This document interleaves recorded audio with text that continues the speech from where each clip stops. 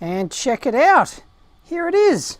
We've got our PLA box, and it looks good at first glance, but, well, let's have a look at it. Looks like some of the corners here have peeled off. Look at that.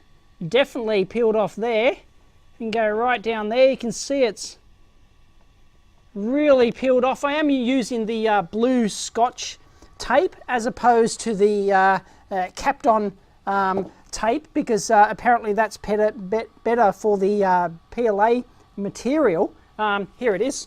You can buy this Scotch. It's got to be Scotch brand, 3M Scotch brand, apparently, and it's the 2093 EL. But I did have a failure on that before, and let's have a look at some of the failures here. And this one was the first test print on the blue Scotch tape, and it started to peel off, so I actually stopped that one. But it, you know, it wasn't going too bad. You can see the first layer actually stuck down in that direction, done in that direction there, and then the second layer built up in that direction, and that's the point where I stopped it right there. And these two were done with the Kapton tape, and you can see the warpage on those. They really didn't work at all. I had like the entire side lifting up on the Kapton tape, so that wasn't that good at all. So I switched over to the Scotch tape,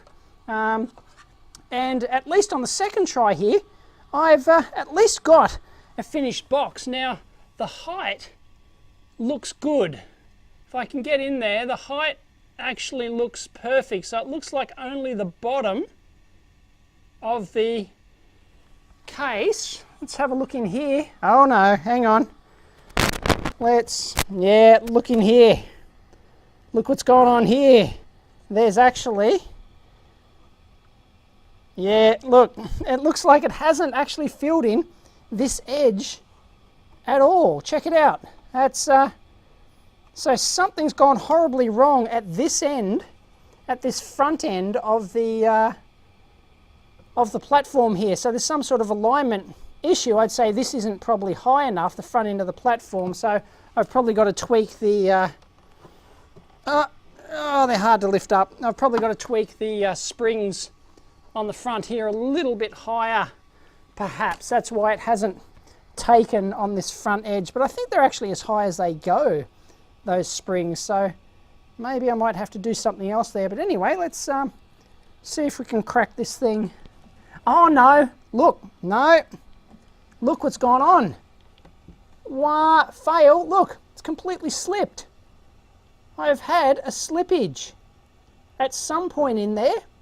Well, I can tell you the point. It was, you know, that layer, whatever that layer is there, it's had a complete slippage of the cogs, and that whole bottom is completely off. But after that, it's been just fine. So I don't know, maybe these are too tight and it got caught and it slipped. I don't know, so maybe I have to lower this front edge instead of raise it up perhaps. So that's actually a fail. Oops, damn it. So let's try and I'm going to have to get the lever out and try and lever this thing off.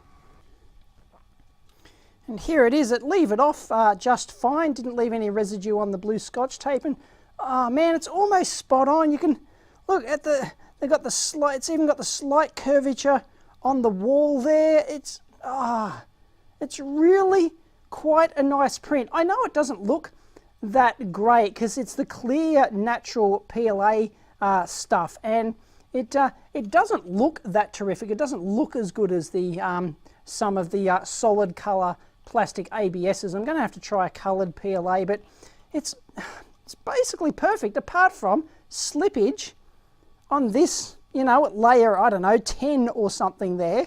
It's obviously slipped by a huge amount, but after that it was absolutely perfect. And that is going to be slightly rough because these walls have a slight angle on them. They aren't actually precisely 90 degrees, so the software has tried to do that, and you can actually see that they are slightly curved. That's why it's not, you know, as slight little step function in there somewhere as it tries to offset the curvature based on the resolution of the printer. But gee, there you go. It is quite difficult to print these large prints, getting them to stick down and getting it perfect, but that's the best shot I've had at it so far.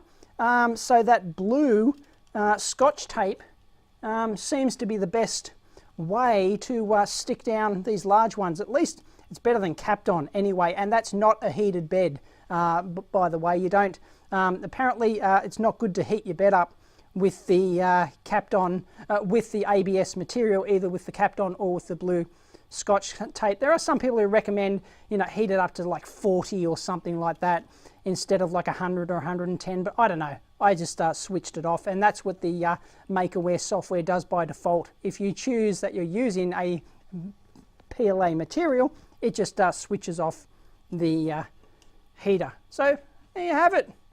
There's my box.